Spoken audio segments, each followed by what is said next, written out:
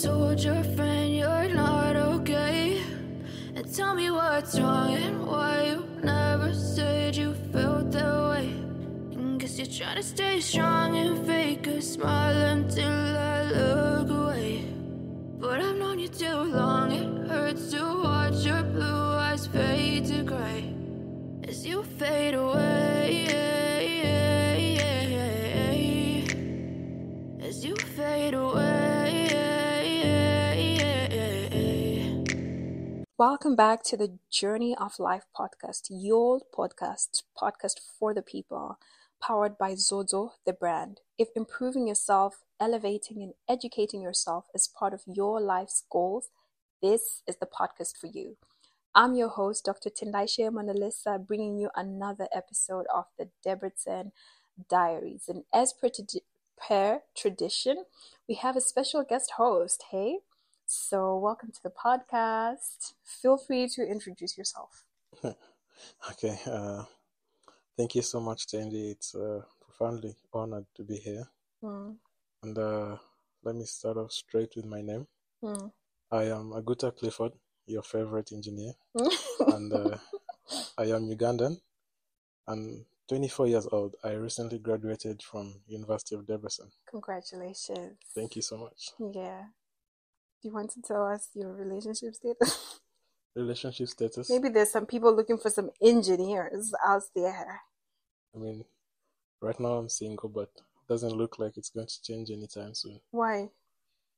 Because there's a lot of things to be done before we finally settle down. We appreciate the focus. We appreciate the focus, hey? But that is not the focus of the podcast.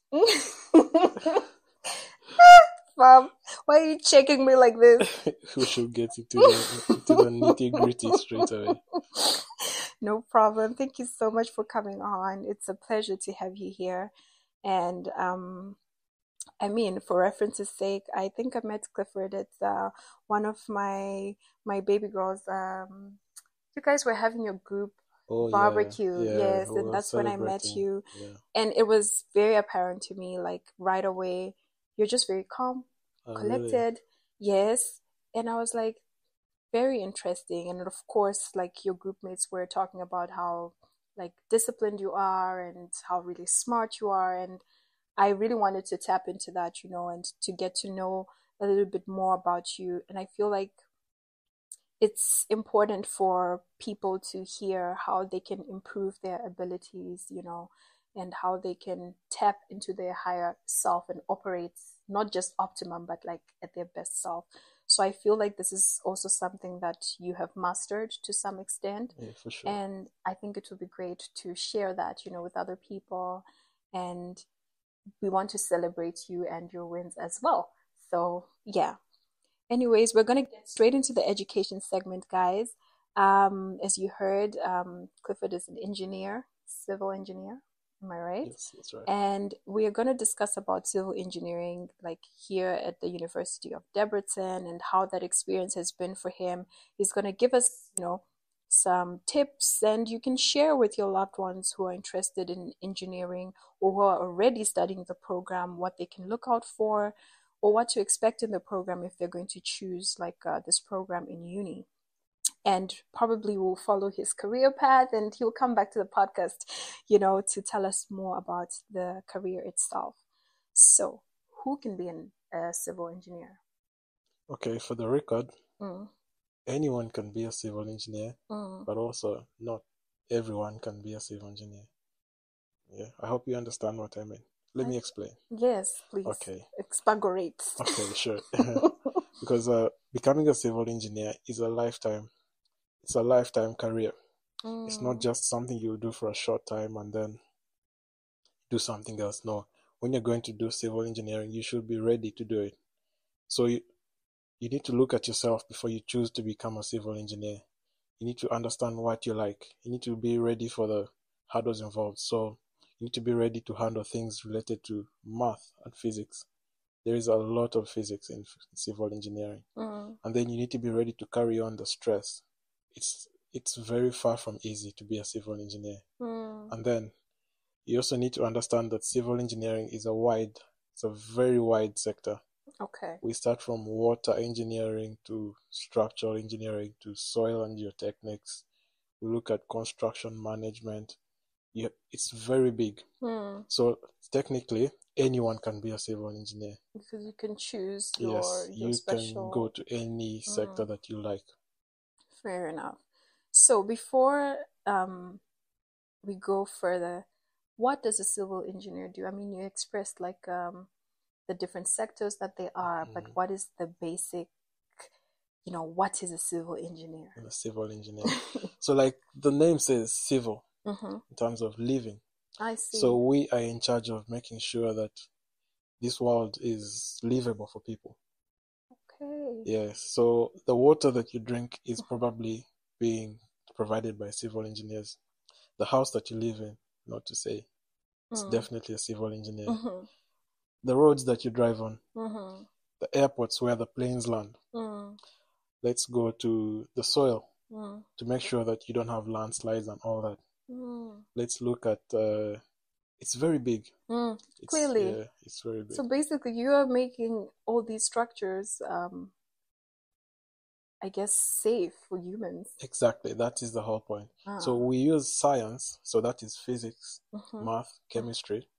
We come up with solutions that work for the people based on science. I see. So that is where the engineering part comes in. I see. Wow, that was very educative for me because, every time someone says I'm an engineer, I just imagine math. But I know there's so many different types of engineering. The civil engineers, electrical engineer. I think that one is a bit self-explanatory. Exactly, but civil, it was like, what is that? Yeah, it's big. So now, I think we can get to know a little bit. And for the civil engineering program here in the University of Debrecen, how long is it? So in Debrecen, actually, it's 4 years. But the first 3 years is general civil engineering. Okay. So you're learning basic subjects like roads, railways, water, and stuff. Then in the 4th year, you specialize. But then here's the catch. In Debrecen, as an English or international student, you can only specialize in structure. It's the only available. I see. Yes. If you'd like to do maybe transport, if you'd like to do geotechnics, you'll have to do it in Hungarian. I see. Which is quite difficult. Complicated. It's not difficult, just it brings in a few extra things involved, but you can also accomplish it. Okay. Okay. Yeah. Oh wow, that's new. I had no idea about that. Yeah. Yeah. So I know that from what I know, this is a male-dominated industry. Yes. I don't know if it's still the same. I feel like it is. But in your experience at UniDeb, how diverse was it? Culturally, in terms of Africans, Europeans, whatever, or Asians, whatever, as well as the gender distribution. Oh, okay. So I'll start with the cultural part. It's quite diverse, but because we had, for example, in my class, we had a lot of people from the Middle East. So Syria, Kuwait, Dubai. We also had people from Kazakhstan. Then we also had many Africans. Ghana, Nigeria, Uganda, Zimbabwe, Kenya. Yes. So it's quite diverse. So you'll meet a lot of people coming from different parts of the world. We had exchange students, the Erasmus.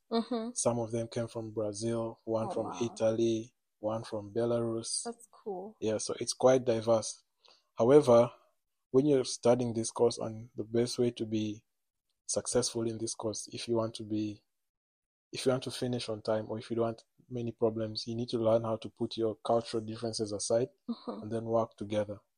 That will give you the best results with this course. Yeah, because I saw that, the fact that your group, you guys had a barbecue. I actually got to meet, people in your group, and I thought that was really beautiful. Yeah, exactly. That it was clear that you guys carried each other through this journey, and you're seeing each other through, to graduation. It was really, really nice.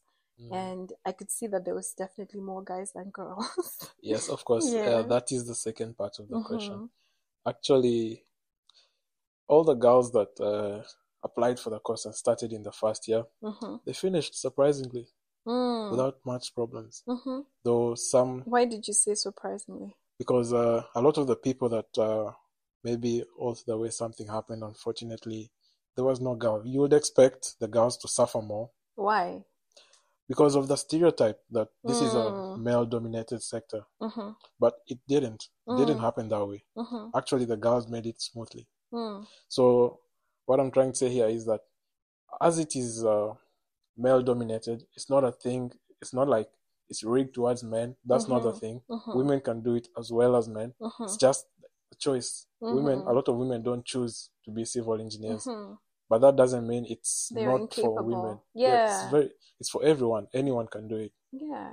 You know, I'm really glad that you're saying this as a man as well, because I feel like there are some male-dominated industries that a lot of women are interested in, but they are worried about, does this mean that they are incapable? Exactly. Or what, are the problems that they will face? Of course, every industry has its problems. And of course, these differences, they also have their challenges and stuff. But I think this is just the proof we need to encourage even more women to be part of making our earth livable, Exactly. So I think, girls, let's do the civil engineering. We can totally do it, and it's not impossible for anyone.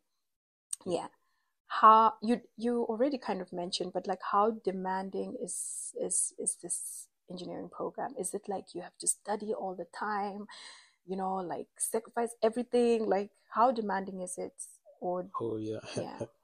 Well, the course itself it's not easy, but it's also not complicated. Okay. So it comes down to you as a person. But you should be ready for several hours of doing practical work. It's highly practical. Okay. Actually, it's 51% practical. So you're going to be having to build bridge models, roof models practically. I see. Yeah. So those are the things. So it takes a lot of time. Then you're going to draw a lot. There's a lot of architecture included in this course, which I think is very good. Because as civil engineers, we also need a lot of architecture. Then you should be ready to study the actual content is not hard, but you just need to give it quite some time. So that's why I said when you're choosing this course, you should be ready to give it a lot of your time and a lot of patience. Because sometimes, however much you study, something may not work out. But you should be ready to remain resilient and stick to it, and you'll definitely finish. Yes. Wow. Whew. Sounds like whoa. It's giving medicine. Yes, it's actually, I have a friend who at some point through the course he came and told me like, yo, Clifford, this course is harder than medicine. I would not be surprised, to be fair, because I think for me, like, the physics and the math part of things, like, those things are not easy things. They're complicated things. And then now you're bringing not just a theoretical aspect to it, a practical aspect to it. Exactly. And yeah. We hail you guys. Whoa. Yeah. So what would you say, like, were the most, like, difficult courses or semesters, I feel like, for us med students, it's like, that second year is like that year that we all rave about, that, okay, after you cross that bridge, of course it doesn't get easier, but you have your way from there. Oh yeah. I think it's almost the same with civil engineering. You have this subject which is like a prerequisite for another subject. You also have that. Of course, yes. Yeah, so I understand in medicine you people always complain about anatomy. Exactly, yeah. Yeah, so the structure of the body, that's right. Yeah. Now for us we have we're engineers here, human engineers. Yeah, human engineers, exactly. So you'll be surprised that buildings work the same way as people. They also say, like, the human skeleton, it can be a structure. Yes. It is a structure. Yes. So the bones and stuff. Yes. Then the strength of the bone. Yeah. So buildings work the same. How we can carry the weight of the exactly. flesh and muscles. Exactly. Now buildings also have a skeleton. Now the strength of that skeleton, there is a subject called strength of materials. It's like the anatomy version of medicine. So yeah, a lot of people face quite a problem with that. Mm. So that's where the problems begin. Then you expand on it in another subject called theory of girders, which in other universities is called structural analysis or advanced structural analysis. Okay. Yeah, those subjects. Then after that, you start getting into the practical side. So steel structures, concrete structures, geotechnics. Those are the subjects that some people also face problems with. I see. Yeah. So the first year is quite easy. Though when you start with statics, it starts getting a bit on the complex side of things. So this is statics, not statistics. Statics. Okay. So technically something that, buildings have to remain static. Yes. So you have to balance the forces to make sure that everything adds up to zero, which means that the building it's not stable. going to collapse. Yes. Nothing is moving. Yeah, I'm sure you wouldn't be happy to sit in a building that's moving shaking, if there's wind and whoa. You're like, no. God, what's happening? Yeah, so that's statics. You balance those equations, then statics leads you to strength of materials, then it opens up more to other subjects. So those prerequisite subjects tend to be the hold people back a bit. Yeah. But it's not hard. But for you, like, which was the most difficult year and why? Because I feel like, in uni, not everything is about the academia, Sometimes it could be about something personal that you had to go through while you were doing this difficult semester, or even a semester that wasn't so difficult. What would you say was the most challenging year for you? Well, for me personally, the course itself was not hard because I feel like I did not choose civil engineering. Civil engineering chose me. I love it when people just love and they're passionate about what they do, No, it's the truth. It's not even passion because going through everything, I wasn't this kind of person who was dead buried in books. I'd literally go for the class, listen and understand everything. Oh, wow. I didn't have to read. Everything just happened by itself. It just came to you. It felt like it was part of me. Yeah. Some of the hardest concepts, I understood them with ease very, very quickly. So in that sense, it made the whole course quite easy. But then the thing that makes the semester hard is when it comes to the other things of life. So life out of school. So when you bring in things like relationships, all these money problems. I mean, 2 years of my study was in COVID. I got COVID twice. Oh my gosh, I'm so sorry. Yeah. Then I had to be in quarantine for 2 months for some reason because of some technical problems. Oh my gosh. So yeah, that added on to it affected my motivation, my mental health and all that. But we still managed to push through. Come on. Yeah. With a please. I don't even want to say this GPA. Say it yourself with your own mouth. What's your GPA? It's just 4.9. Come on. How can you say it's just 4.9? Listen, guys, this is why we're here on this episode, because this guy has a 4.9 GPA and I'm shook. I'm shook. Yeah, that's it. We're just going to close the episode for me. Honestly, like, that is amazing. I hope you don't just look at it like one of those things. Thank you. Yeah, I think it's really amazing and I think it's really impressive. You know what I mean? So, yeah, you are blessed for that. Yeah. Thank you, sir. I'm guessing there were some breeze through semesters for you then. You're also expressing how a lot of things came a little bit easier for you than probably the average person and everything like that. What were those breeze through semesters? Was it towards the end or in the beginning? Or there were a couple? Well, the first semesters, it was a breeze through because I would just go to class and go for exams without reading. And somehow I'll get 5s. I mean, like informatics.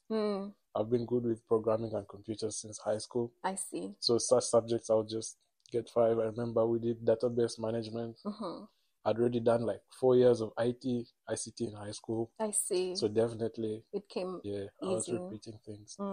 But then my best semesters were my last 2 semesters. It wasn't easy. It was a lot of work. I was doing my thesis, but I got 5 in everything for 2 semesters. So it was the hardest, but also the best results. Yeah, because I think it's fulfilling. Yeah. Very Because fulfilling. that is when you realize that, oh, actually, I can do this. Mm. Why don't I just go all the way, go all in? Yeah. That's really, really true. Yeah. That's so true. You know, I put this question because I feel like even though someone can say there's some things that come easier to them and everything like that, I think everybody has those inclinations. But it doesn't, detach the hard work that is supposed to be put in for us to achieve or to even operate, at an excellent level or above average for even things that we're naturally good at. So I'm imagining that you had some strategies in place, like whether it's with your studying or with your planning to maximize your grades. I'm sure maybe if it was a breeze in the first year and you were getting fives, I think there was a point that you probably were like, I just want to keep getting fives, And even when things became harder, you started to put things in place to keep that momentum going. How did you do that? Oh, yeah, about that. It was far from just a walkthrough. Because now, you get to a point where even if you're the best, even if you're talented, without effort, without discipline, you can't nurture that talent. So, for example, based on the fact that I had the passion, it was very easy to dedicate most of my life, not even most of my life, but most of my time to civil engineering. So I was quite immersed in the whole program. So aside from class, I would also do research on YouTube, on internet, read about civil engineering things. I would read like textbooks from other universities in USA. I don't know if you know that in Europe we use the Eurocode. Okay. So once we would learn the Eurocode, I would go and compare it to the American standard or the Australian standard, and I realized it's the same. Yeah. So such things will you get to understand civil engineering in a natural way, so that when you're doing exams, it's more natural. So it made it very easy for me to do oral exams because it's more of a natural thing. Then also, I had to do things like teamwork.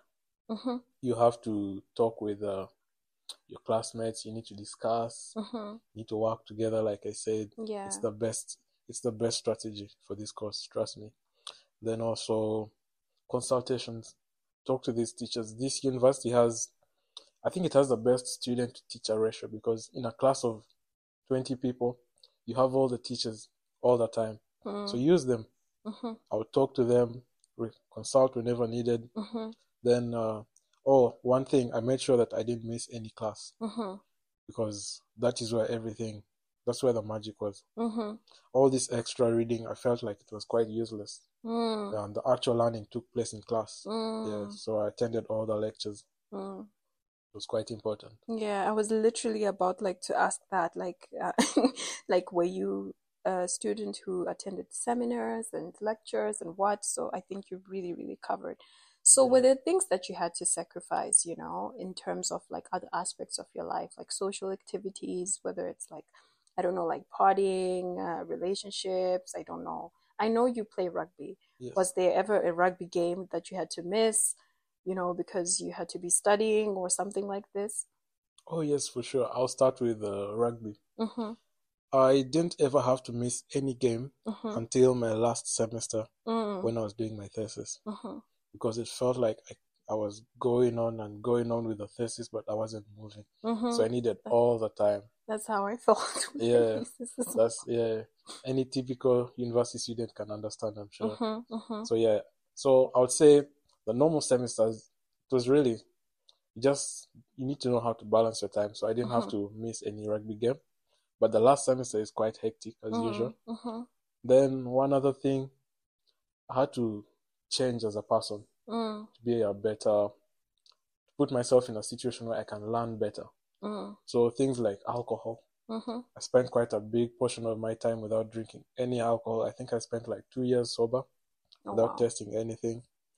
Not because I didn't want to drink alcohol, or not because I felt like I didn't want to hang out with my friends, but just because, if you want to keep your brain in a learning state, you can't keep messing it up every weekend. that takes you like 2-3 days to get your brain into the normal position where you can concentrate, understand concepts.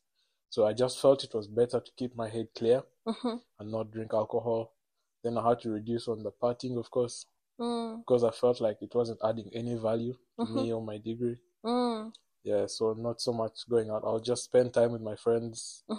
We'll go to a house, maybe cook, have some fun, chill, and go hang home. out, Yeah, grill for us. yeah, it was better. Yeah, something like that. Yeah.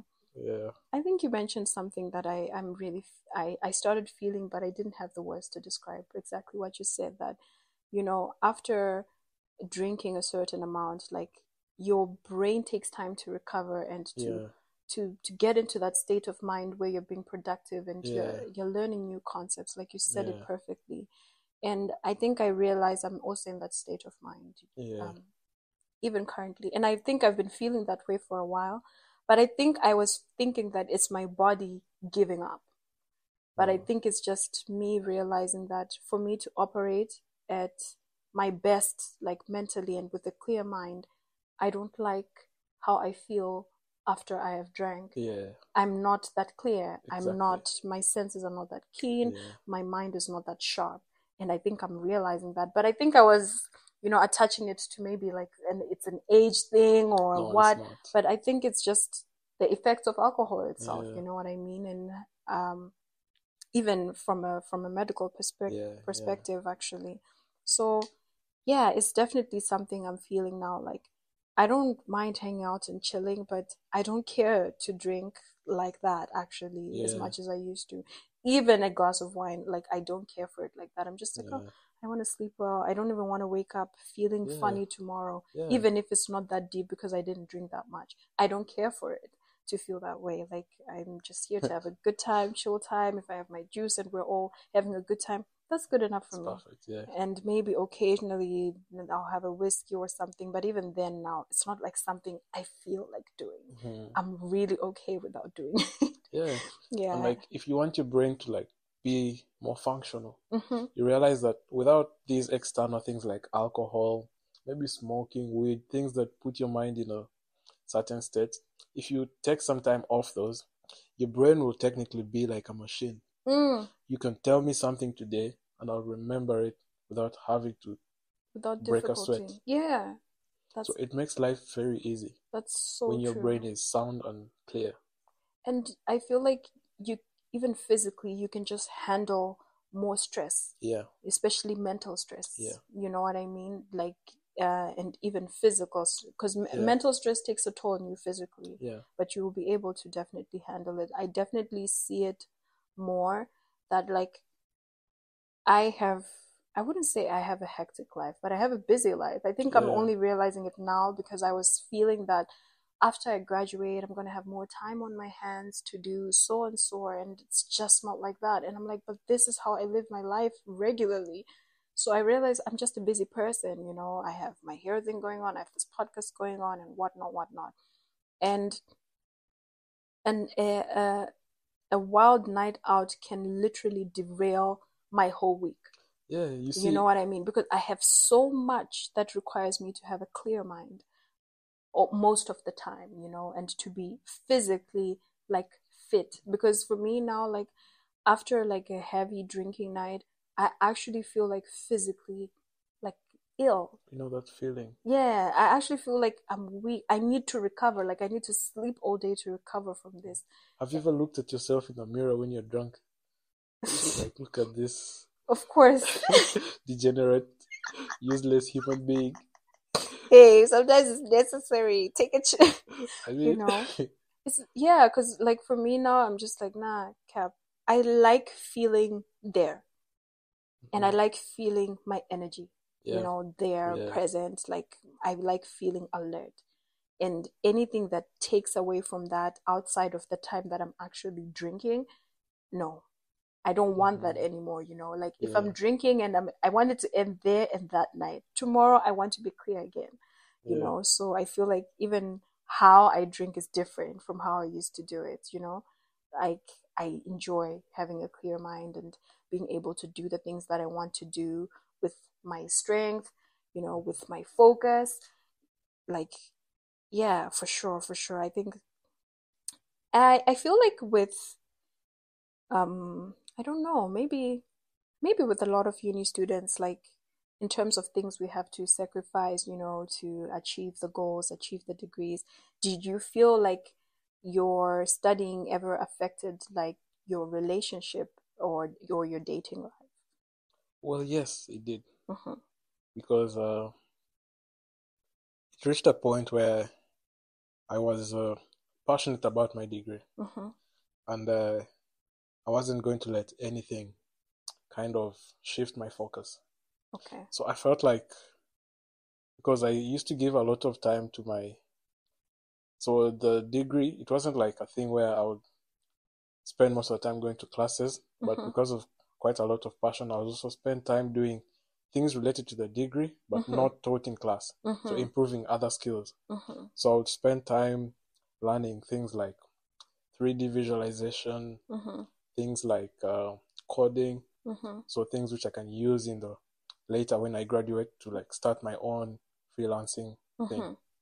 So in this time, I would spend a lot of time with myself. Mm. So I felt like if I was being in a relationship, I wouldn't have that time for Mm-hmm. myself to build on my skills. Mm. So even if I got into a relationship, it wouldn't be fair, Mm. because if I looked at my future, then let's be honest, yeah. If you find let's say a girl in university, Mm-hmm. yeah, she's not ready for someone who's just trying to like do something for a second and go.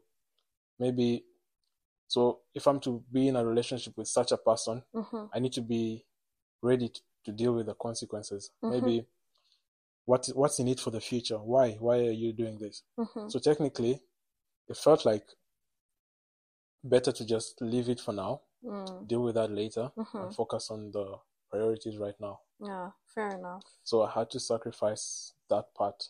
Mm-hmm. I wouldn't say I didn't have any relationships. Of course, I met one or two girls where we had a thing or two, Mm-hmm. but the main picture, I Mm-hmm. didn't want to waste anyone's time. Mm-hmm. Including So your yeah, own, including my own. taking time away from what you're personally invested in. Yeah. Yeah, fair enough. So your overall view of the civil engineering program at UniDeb? The program is nice. It's Mm-hmm. perfect. Okay. It's I like the fact that it's practical. Mm-hmm.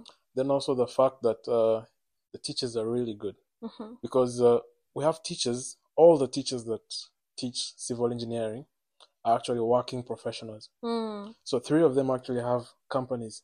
Mm. Yeah, and so the way they teach you, for example, It's not just theoretical. we had this teacher. He brings to you a plan. He's like, I did this house. It's there. You can even see it. Oh, Built it. wow. Mm. So yeah, he shows you the whole process Mm-hmm. of what it took. Mm. So you come out when you're ready. It's not a theory thing. Mm-hmm. It's a practical thing. Mm-hmm. And the teachers are very good. Oh, wow. Yeah, they give you time. You ask for consultations. They'll give you all the time and all the information you need. They speak very good English, Mm-hmm. which is surprising for a country like Hungary. But yeah, they do. They speak very good English, and they're ready to help. Yeah. Though through the course you may feel like they're a bit hard, but they have to be, because it's a very technical field, and they have to be strict. I understand. Yeah. Fair enough. Thank you so much. I feel like this education segment was so informative and, in actual detail, Once more, congratulations. And Thank we're you. gonna move on to the Tanya. next segment, guys. Let's get to know Clifford a little bit more chilled, not this like gung ho Mr. Civil Engineer ready to build the world, So as we're moving on into the next segment where it's just chilled and we're just vibing, just talking, I actually was really curious like how you came to Debrecen and decided that Debrecen was the uni for you, because I feel like Hungary is not, I think now it's becoming a more popular destination, but I don't think it always has been. So how did you discover this uni of all unis? Oh, actually, my story was quite a weird one, because I wasn't planning to come to Debrecen like that. So what happened was, after my A-levels, I didn't really do well. I just wanted to chill and do something, maybe like farming or But then I've always wanted to be a civil engineer, and I didn't manage to get into the universities in Uganda. I managed to get into some, but I didn't like the universities. So my plan was to go study in India or Ukraine. So I go to this agency. They help with advising on universities you can go to. And then when I go there, I meet an old schoolmate. It's like, oh, yo, what's up? What are you doing? It's like, yo, what's up? I'm here. I'm trying to apply for uni and all that. Oh, you're going to Debrecen? No, he said, I'm going to University of Debrecen. So that conversation ended. So then I go to talk to this guy. Like, oh, yeah, you know your friend. Like, you know him. So, yeah, he's going to Debrecen. You can as well go there. I was like, then so be it. So that's how I applied. They said you can do the, what do they call it? Foundation course. Or you can just do an exam and go straight to first year. So I opted for the exam and I passed it, and yeah. That's how you came to Debrecen. Yeah. That's very interesting. And I mean, we all know Debrecen is quite the city, I feel. The city that a lot of people grow in, and there's a lot like going on, I think on the micro level, you know. Yeah. Even though we say, oh, there's not much going on in the city at a macro level, there's a lot going on at the micro level, you know. How has been your experience in Debrecen as a student and the past couple of years? Well, my experience may be quite different from the generic student in Debrecen because I had quite a lot of friends. So being in the rugby team, for example, I always had interaction with many friends. You know, the rugby team, it's kind of this community that's always there to help and always there to see you through if you have any problems. And then that rugby community also has people that have been here for a while. So they know things around Debrecen. So if I needed anything, it was quite simple. Just talk to one of the people in the team and they'll tell you, oh yeah, you can do this. Or if I want to get maybe a tax card, is like, oh yeah, this is the process. Like sometimes they even fill for you the form because it's in Hungarian. So it was quite helpful having the rugby team. Then I also had friends from Uganda. Yeah, they were also quite helpful. Then friends from school, like you said, in our course, we were quite united. Yeah, so we would help each other out. Or we would even hang out together.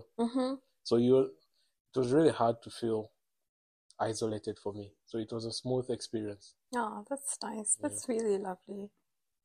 What lessons do you feel like you've picked up from this place? Oh, from Debrecen? Yeah. Quite a lot, actually. So I feel like Debrecen kind of changed me as a person. So, you come here when you're young and I'll say naive. But you start meeting all these hurdles. You're far away from your family. You have to deal with problems on your own. Yeah, then, for example, when COVID came, I had to kind of develop a resilient mindset that no matter any problems, just go through it. Once the storm is done, you change. So you need to adopt certain habits like being responsible. You don't just spend your money like that because it's you who's going to suffer in the same place. Yeah, then also I developed discipline in all aspects of life. Discipline to study, training, going to the gym. All that takes discipline. Yeah. Yeah, and that discipline kind of like trickles into other aspects of your life. That's so true. Yeah, which is helpful. That's so true. I think it's one of those things, like introducing like training into my life also did, like, going to the gym and stuff. It introduced a lot of discipline. Yes. I think, because I think these things take a lot of dedication, and I really respect people who are very serious about their fitness and who work out a lot and, or do a sport, because it's not just about like the physical aspect of your body looking great or whatever, but it's about the mental aspect and the amount of dedication and discipline it actually takes. And it's something I really respect a lot, because I saw how that changed inside of me, because it actually started to make me question, how I was conducting other parts of my life and how I was very slack about certain things. Like there was a very big lack of discipline, I think, in many aspects of my life. And that when I started training, that discipline started to trickle into a lot of like my life and how I conduct things. I was a bit less slack about things, and you get to understand, the power behind consistent diligence. Yes, they said it at church. It was very timely because the pastor preached about diligence, and the interpretation is diligence is consistent effort, and how that is what will yield you results, and that requires discipline, Yeah. And I think it was one of the best sermons I heard, because I heard it just before my state exam, and I was like, oh, well, my second attempt. And I was really praying to God for that, because I got to a point where I realized that, okay, this is the thing that is lacking in my life. I'm lacking discipline. I'm lacking consistency in the things that I do. I am gifted in this. I am talented in this. And that's the difference, between someone who's gifted or naturally talented, like you mentioned before. It's just how much effort and, constant hard work you keep putting in to nurture that gift or talent. And I realized that, I need to be more disciplined. I need to be more diligent. I need to keep pressing that thing, like on the neck consistently, working at the things that I want to achieve, but putting a constant effort. If it's studying for the state exam, I have to do it. I have to try every day. I'm not a studious person, And it was interesting when my mom was around and she was describing who I was as a child to my friends.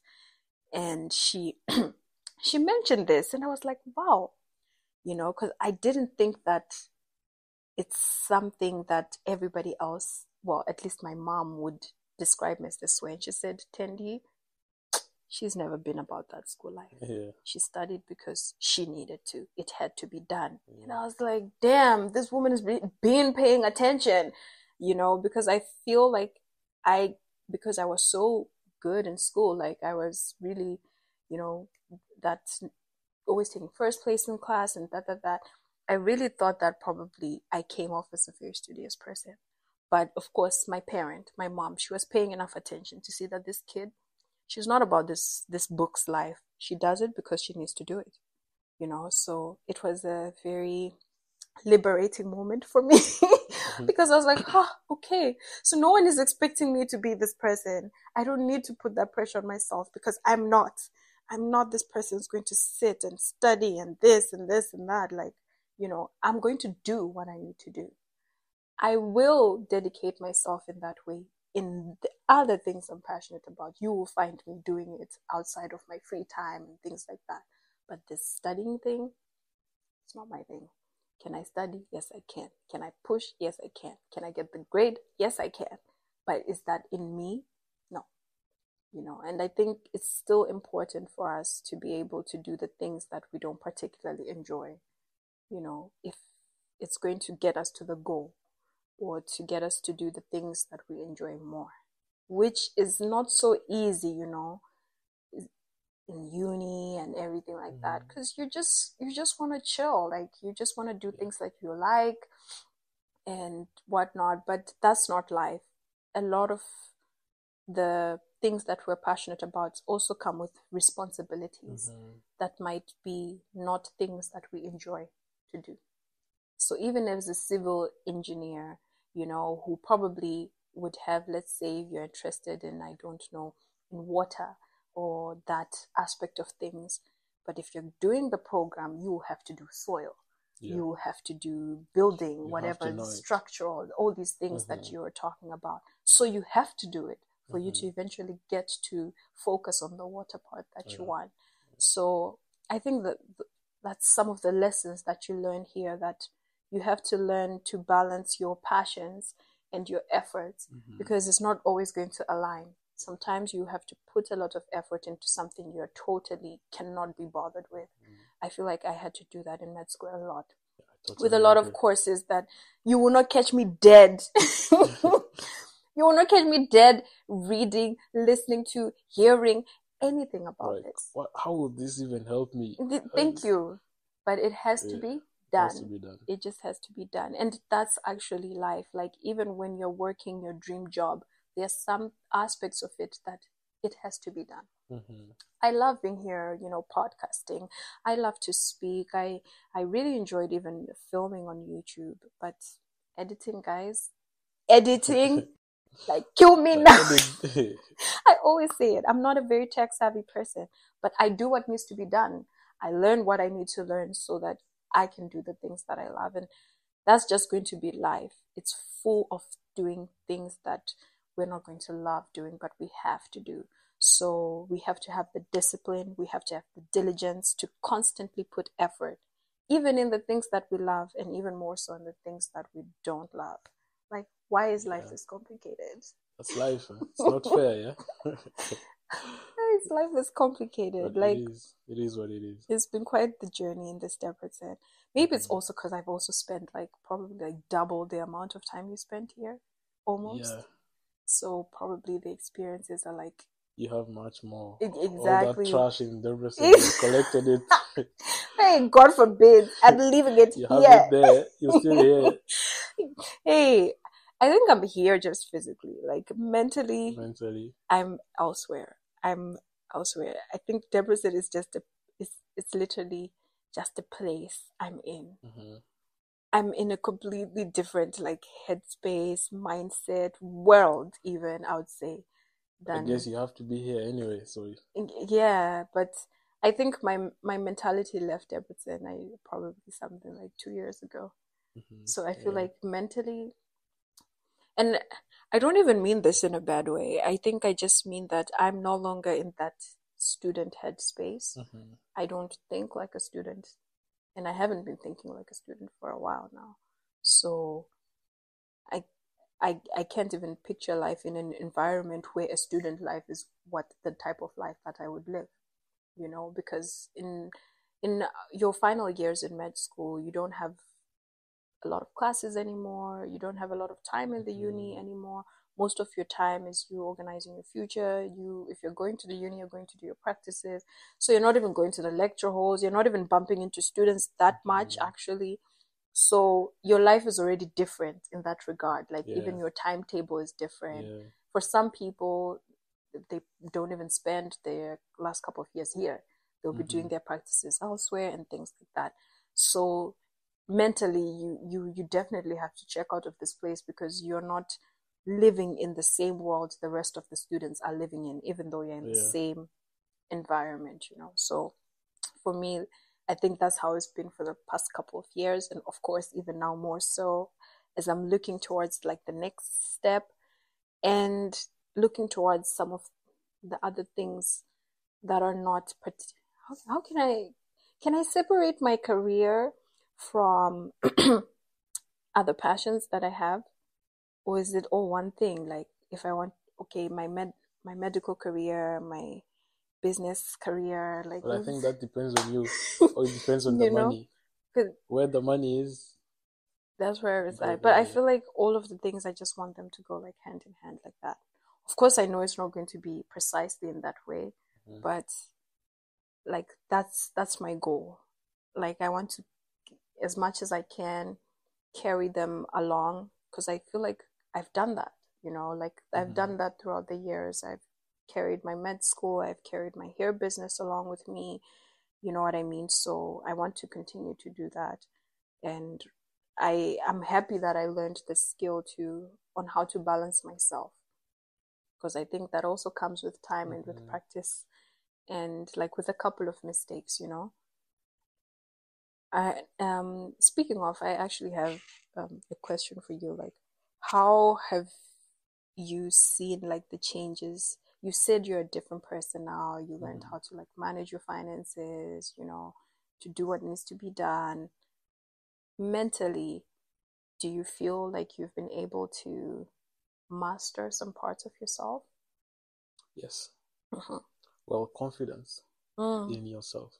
Mm. Because right now I'm quite confident in myself, which I think is also attributed by the fact that I managed to be successful in this course. Mm. So I feel like I can offer some value to the world.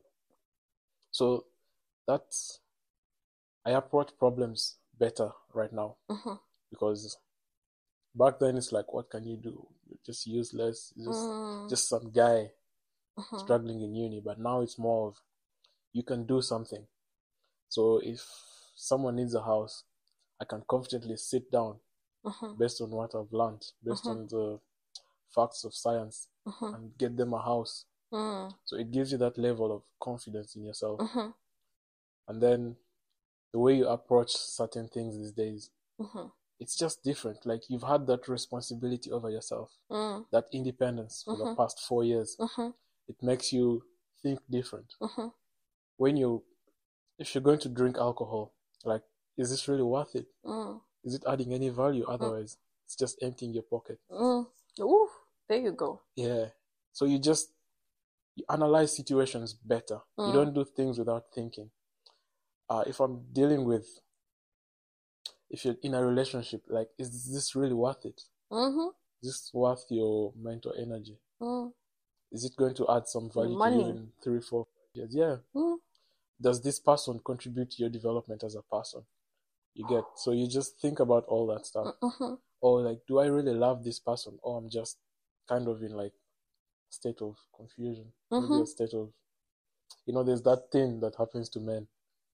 You see a girl and you get confused for a few seconds or days, but you analyze better if you're just in a state of confusion or you actually like this person. Yeah. I think that's, yeah, I can definitely, like, relate to this feeling, because I think in retrospect, I even look at some of the relationships that I was nurturing and I was like, but I didn't even like this person. Yeah. Like that. Yeah. Why did I invest my energy? You know what I mean? And you start to realize that, like, you'll be operating from, like, many different places. Like, we were discussing before. Like, I think for a good part, I was always operating from that scarcity place, the scarcity mentality. I don't want to be alone. I don't want to make the effort of dating, knowing someone again. So, like, why not just, like, stick with this thing, even though I'm dissatisfied in this, I'm dissatisfied in that, but it's just like, oh, but what if there isn't more out there, and everything like that. Of course, it's greener where you water it and everything like that, but there are greener pastures out there, depending on the mentality that you have. Many pastures. Yeah, there are many pastures, and they definitely could be greener. But some pastures can be dead too. Exactly. So no amount of water can. Yeah, and even in your pasture, watering, exactly. There's no amount of water you can water a dead pasture. If it's barren, it's barren. If it's stone, it's stone. You can't grow anything on stone, on bare rock. You need new pasture. Exactly, you need new pastures, and that's, like, okay. So definitely mastering myself and learning to pick out where I'm infatuated by someone, where I'm in love with someone, or where I'm, maybe obsession is a bit of a strong word, but I'll use that lightly, where I'm obsessed with the idea of someone. You is something I had to also master, to pick up that, okay, I think I just like the idea of this person and what it could look like. Because I think I'm a person, like I was telling you before, I kind of live in the future. So sometimes it's difficult to see what's happening now. And that is the most important thing when you're judging anything for the future. So and probably, this is why they say that women, unlike men, they fall in love with what they see. Women fall in love with potential, future. Yep. And security. There you go.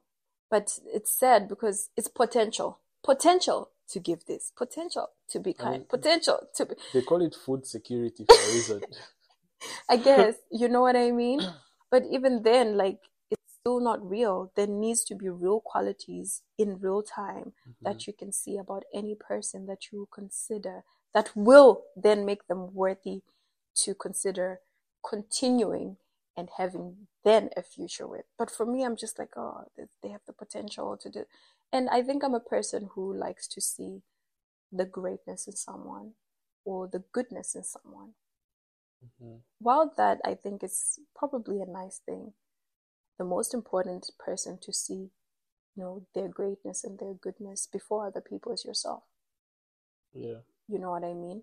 So I cannot see a kind person in you and you're absolutely mean and unkind.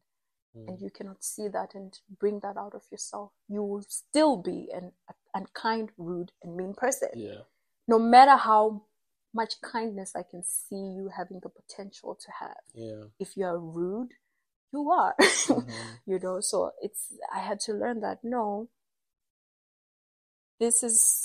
we spend time trying to, you know, attenuate or trying to, you know, I don't know, fix or tune who someone is instead of actually taking notice of who they actually are. Yeah, totally agree with that.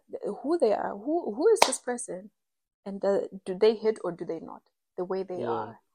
Because if there's a guy, I was listening to this podcast and they gave an amazing example, you know, so now it's ringing in my head the whole week. Because they're like, you know how, you're walking with, where a lady's walking with her man, and if it's always that guy who's always like checking out other women, you know, and then the other lady was like, nah, I'll check my man about that. I'll be like, hey, that's disrespectful when you're walking with me to be checking out other women. But maybe he's just that kind of guy, like a dress cannot just pass by and he can't look. So no matter how much you're gonna, and then the other lady now responded, she was like, yeah, but sometimes you have to really take notice. Fine, you can be telling your man, I don't like it when you do that, and he's gonna maybe make an extra effort not to do that. But who is he really? Yeah, I mean, if he's a Nyash warrior, then just let him follow Nyash. You get what I'm saying? And that's what we have to look at. Who is this person really? And can I handle that? Can I accept that? You know? And I feel like for me, I was Miss Build-A-Bear. Oh no, that can be fixed. Oh no, that can be fixed. Oh no. And I think it's also unfair to that person. Here we are. I didn't fix nothing. I didn't fix nothing, you know. And it's not my place, nor my responsibility to fix anyone. And it's not anyone's place or responsibility to fix me. That's my job. You know, that's my responsibility to do the work that's necessary, you know.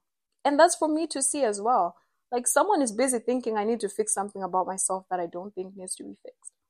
So what they think is irrelevant. You know what I mean? If I think this is my greatest quality, then I'm not going to fix that. Just means that I'm not the person for them if that's a thing that they believe needs to be fixed. I don't think there's a person that's ever going to be perfect. I think I will continue to have some flaws that will need to be accepted, you know what I mean? Or will need to, for a person to tolerate, you know? I think human experience and living together in this world is about tolerance, mostly.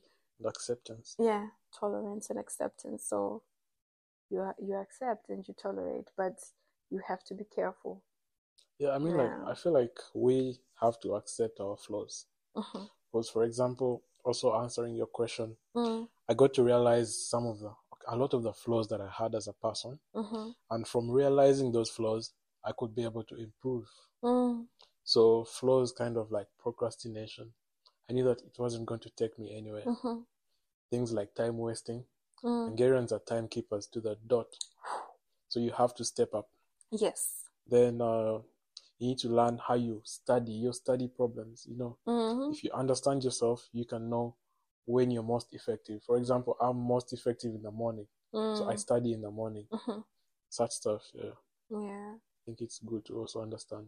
Yeah, and you're so right. Like, if you accept yourself and, you know, you no longer fight the environment around you. Yeah. Oh, but everybody else is like waking up early to go and study at the library. But if you're most effective at night, do what's most effective for you, understand and yourself. accept that and be comfortable in that. You know, I think I also used to give myself a lot of pressure, probably I and a few other friends, because bruh, you see people like pushing like night and day, and I'm just like, girl, like, this is not me. You cannot.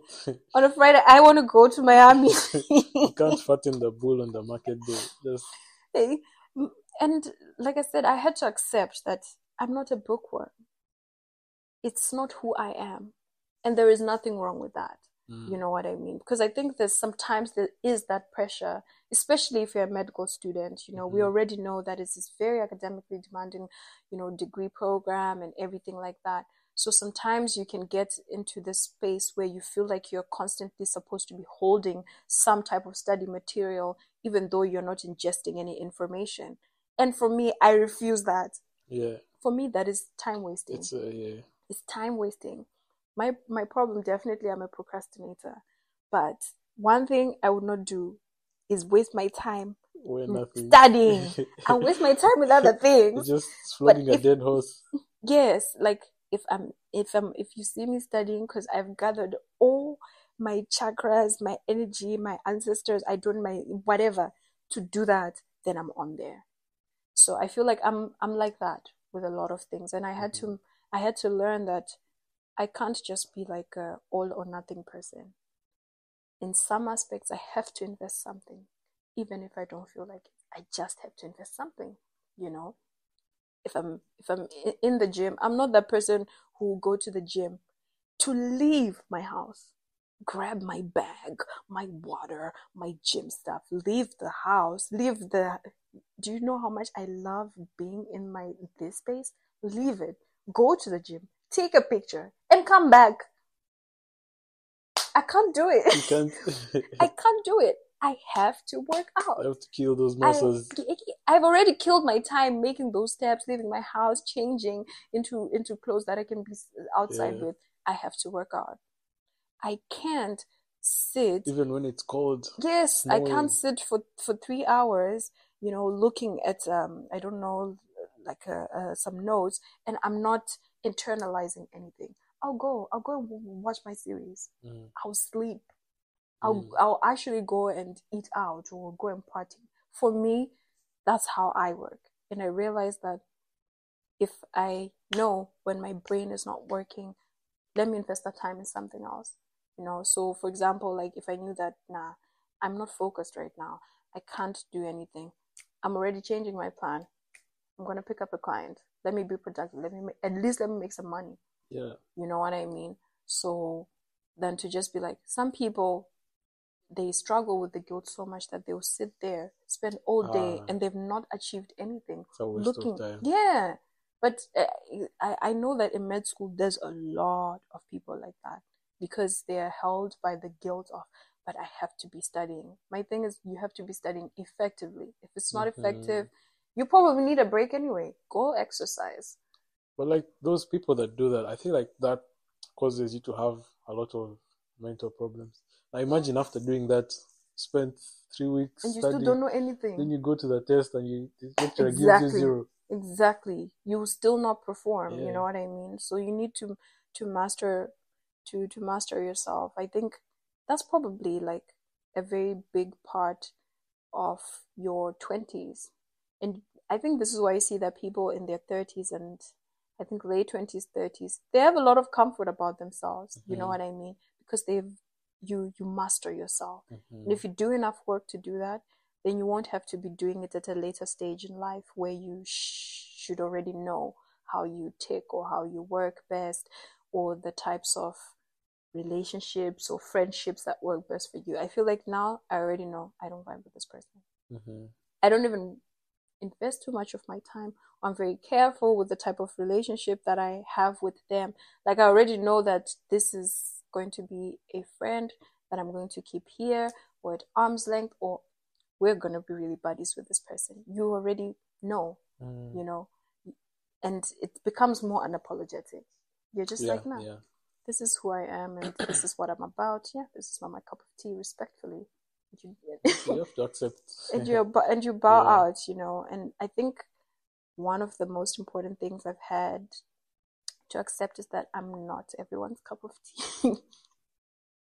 Definitely. I'm just not everyone's cup of Definitely. tea, and that's absolutely okay, because not everyone is my cup of tea either. So I cannot invest my energy in trying to please anyone, you know, who's already not comfortable with who I am or how I Yeah. am. That is not my business. That is your business, you know. So it's quite the maturing journey, and I It's think a it process. comes at different points for different Yeah. people. It's definitely a process. Yeah. But I feel like, I hope that, you know, having like a podcast like this, where I feel like the kids who are coming to Debrecen now, they get to hear our experiences in the same city, because I feel like the environment definitely impacts the kind of experience that you're having. It's different from someone who's studying in Eger, you know. Yeah. I'm sure they have their own things and their own Eger stuff. You know, we Yeah. have our own Deb stuff. So I think it will be really nice for people to listen to this podcast and be like, oh yeah, I know someone like that. You know, Or I'm like that. You want Buzadara, you go here, you Tespa, whatever. Exactly. Getting caught in the tram, you know, all those things. And I remember we were just discussing earlier, like, you know, our starvation days. You know, it was interesting that Uganda, you call starvation stave as well, because that's what we used to call it in boarding school, I feel stave. like it's the same in every boarding school. Yo, bruh. I know that there's somebody in BMC or first year who's going, or foundation, who's going through it. By the way, that stave is also here in Debrecen. Yes. Yes. I know that someone.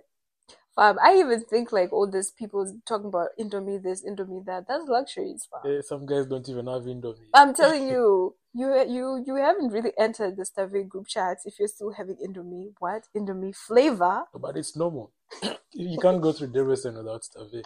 I'm telling you, even the rich kids, I've known the richest kids. Come on. This guy spends his money in forum. Exactly. Then he starts Stave.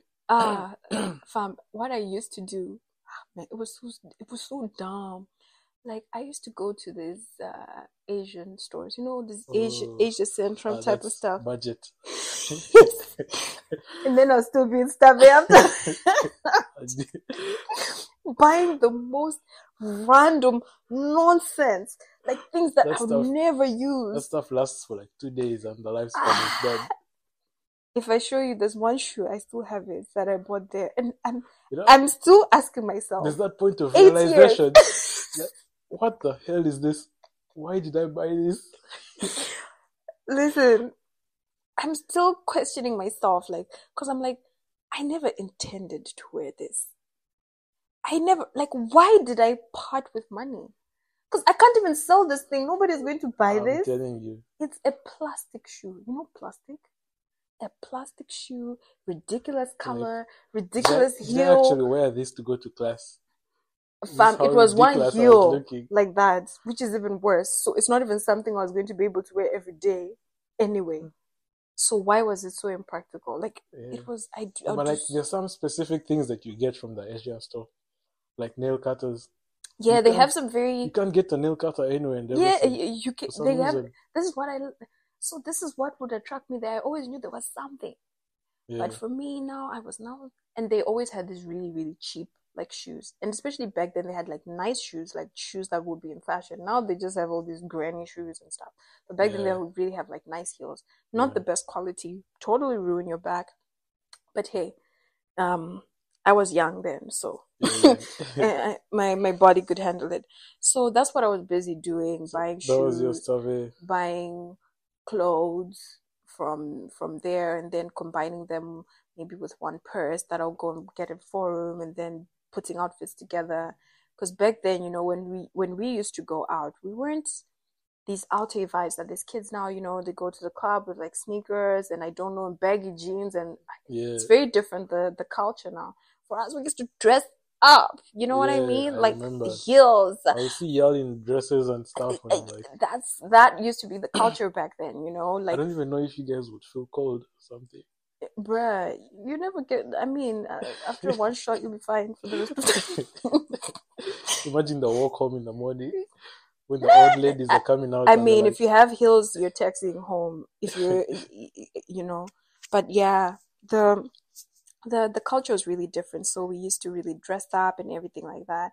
So like I had all these heels, and that's what I was spending my money on. And then before you know it, you don't have money for groceries. yeah, But at least back then, the foreigns used to buy. If you go with 200 foreigns, 500 foreigns, you could get a couple of things. You can even imagine way back in like 2016. I'm telling you, So the money has changed. the fact that 500 foreigns, I can only buy a carton of milk and that's it. That I is mean, crazy. these days, 5K foreign can't even feel anything. Yeah.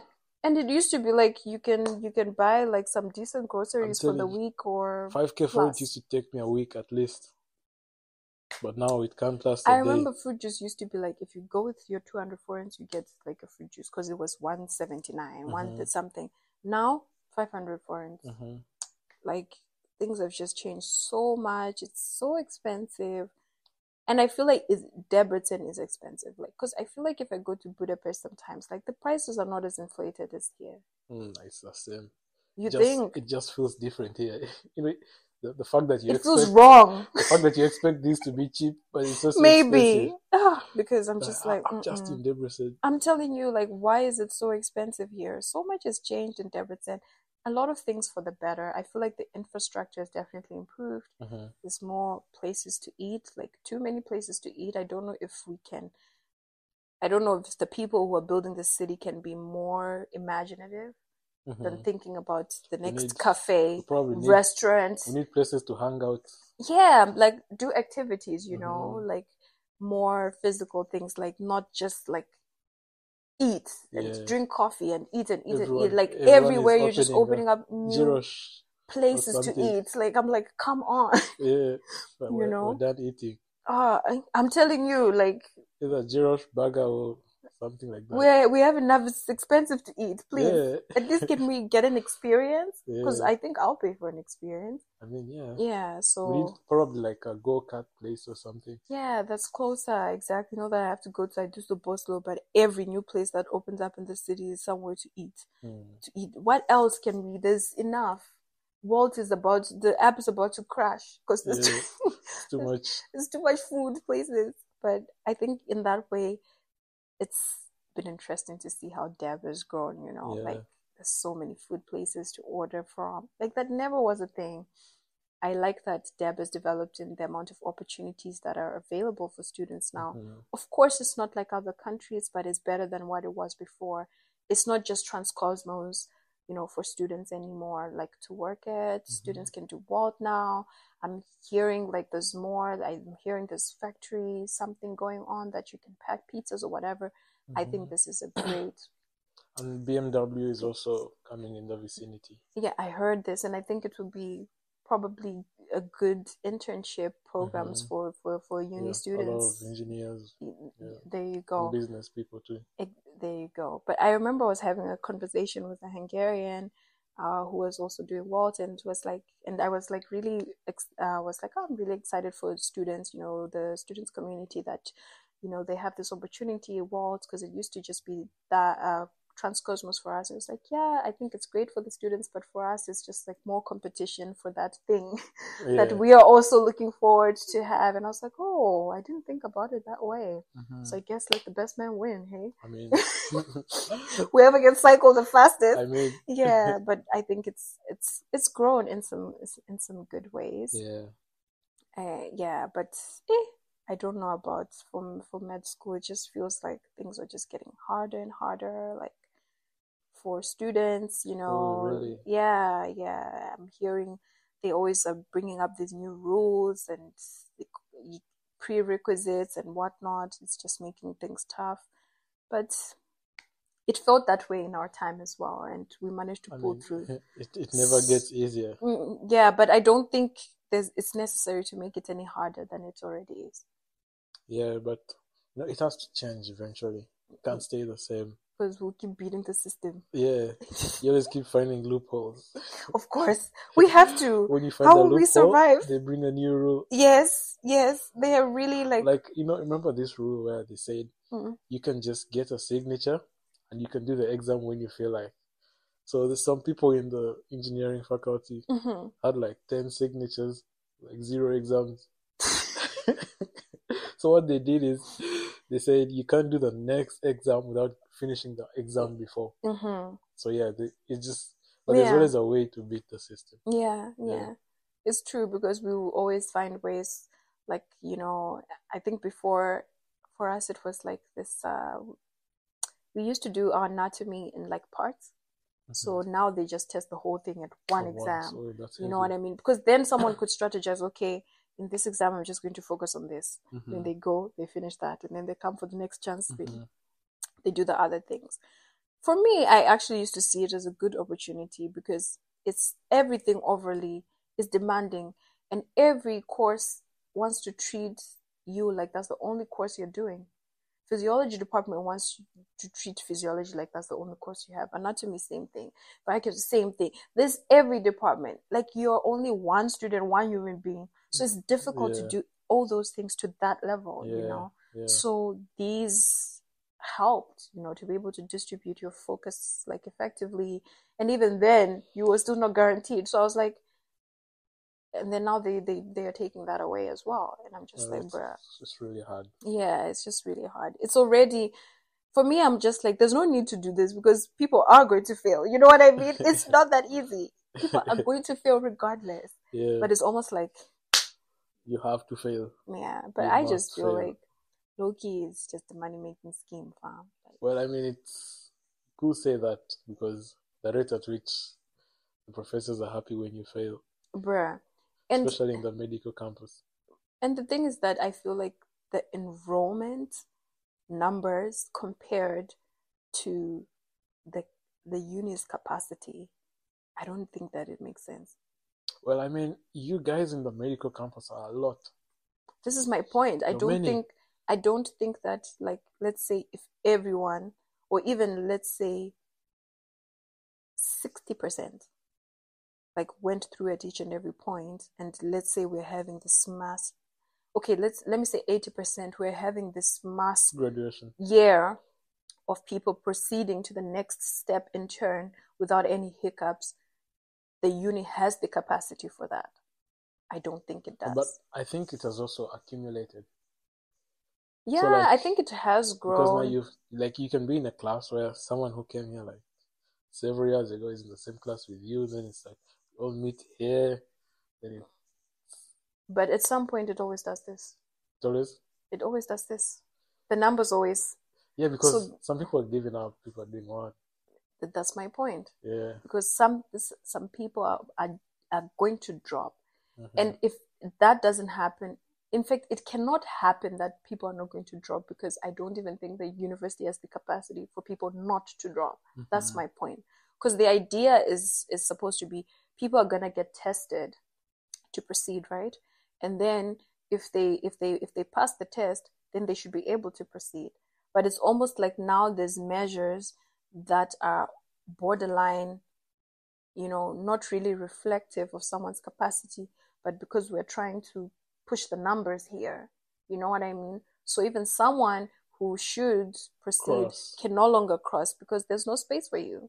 So I remember, I always give people this advice, especially. So it's only the lucky few that yes, especially med students, like especially before your second year. I tell them, you're fighting for your spot. That's what you're doing. You're fighting for your spot. So you are fighting for your spot, and you're fighting against a system that is rigged against you. You are a number. And the more you drop, the better it is, because there's not even room back there. It's like this. It's a bottleneck. So here at the bottom, all of you can be there. The system is meant to filter. Yes. It's meant to cut off. Yes. And it has to. They want a specific number. Yes. This is what I believe. Because so you either accept to stay, or you leave. Yeah. Or you get caught up in the system over and over. And it can happen. So you really have to be smart. You have to be vigilant. So how many people about do they admit every first year? Now I don't even know, because the campus has gotten bigger. Because I think when I came, I don't even remember what were the numbers they were talking about back then. Okay, so because we used to have like 12 groups of about, and when we started my group, we were about 30. 30? So 400 around there. 400. I know it's more now, for sure. I know it's more. I don't know if I can say it's more to the point it has doubled or close to doubling, but it's definitely more than that. So I'd say maybe it was like 400 at the time, right? And would fill those big lecture halls in what's it called? Feel it. Yeah, would fill those. Some, like if we had one of those whole compulsory courses, would fill it. Some people would be standing, some people sitting on the stairs. Some people standing. Yes. Or sitting on the stairs. If like it was a compulsory lecture where you actually get to see all the medical students, you know what I mean? Those are really big numbers. But if you see the lecture halls of the small, like when you go to the further years, they're tiny like this, and we won't even fill them. That says something. That says something. A lot of people don't actually make it. Yeah, I mean, of the original 30 people that were in my group, the ones that I got into 6th year with, of course, there were some who switched groups and some who had to repeat again and all those other things, right? And maybe they're still in med school, but I'm just saying of the original, I think we're like 6. Wow, that's interesting. 6. What happened to the 24? There you go. Where are they? And that's a big number. I would say probably, if I want to be generous, I would say maybe 10 of them, they were just like a year behind or had to like repeat 1 year or what. The rest of the others just give up 14. And like, fuck it. I don't know. Some people, they transfer, some people leave, some people switch courses, some people what, some people what. At that point, you don't know, because you keep going, and you're further and further away from those people to even know like how things ended for them or what they decided to do, or if they continued forward or whatever. So you really see that, like, bruh, you're really fighting for your life. And if you do not wake up very early on in the game, because that's where it matters the most, for you to be alert, for you to be like not even that distracted by, oh my gosh, I'm in uni now, I have my freedom now, oh, this part, that part, and before you know it, you're the one that gets cut off. So, and yeah, it's a crazy system, I think. But you made it through.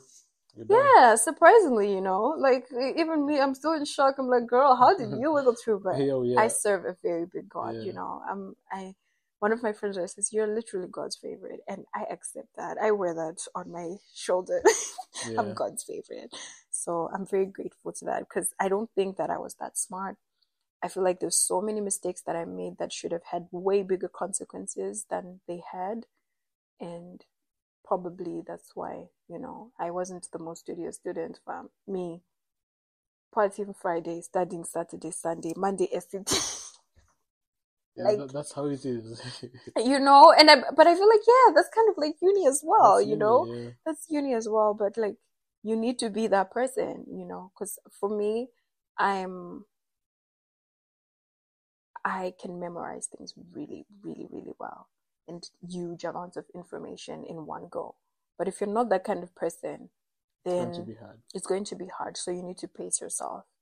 So you need to know yourself. And I think that's the process you kind of have to go through in uni, to know yourself in terms of the degree you're doing. Because I don't know any uni degree that is not demanding in some capacity. Maybe there's a few, but a lot of them are demanding. They will require something out of you, for sure.